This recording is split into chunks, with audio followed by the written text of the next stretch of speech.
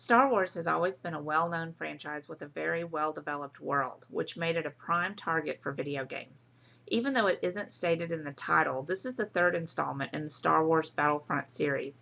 There was a Battlefront 1 and 2, which were both extremely well received by audiences. The first two games were made by LucasArts, but now Star Wars belongs to Disney. This game has been handed over to DICE and EA, the same people that made the popular Battlefield franchise. DICE has so far been an extremely reliable developer and will not fail with this game. Fans of the Star Wars movies will be excited to hear that most of the models in the game have been recreated straight from the actual items used in the original Star Wars movies. This will help ensure that the graphics look beautiful and the player stays immersed. Players will be able to battle it out on the most iconic locations from the films, such as the ice planet Hoth, the forest moon Endor, and even Luke's home planet of Tatooine. One of the most enjoyable features will be making a grand return: vehicles. You'll be able to blaze across the battlefield in memorable vehicles such as X-Wings, speeder bikes, gargantuan AT-ATs, and even the Millennium Falcon. This, of course, means that space battles will also be returning, another fan favorite game mode.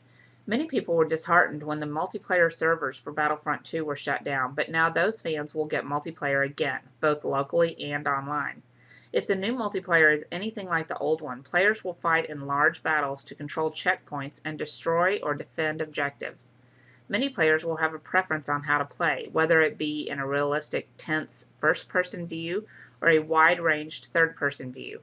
Those players will be happy to know that this feature will be returning and the transition between the views will be seamless.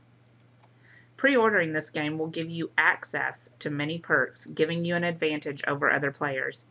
You will be the first one to be able to experience the Battle of Jakku, supposedly a battle that takes place after the Rebel victory on Endor, which we saw in Star Wars Episode 6, Return of the Jedi.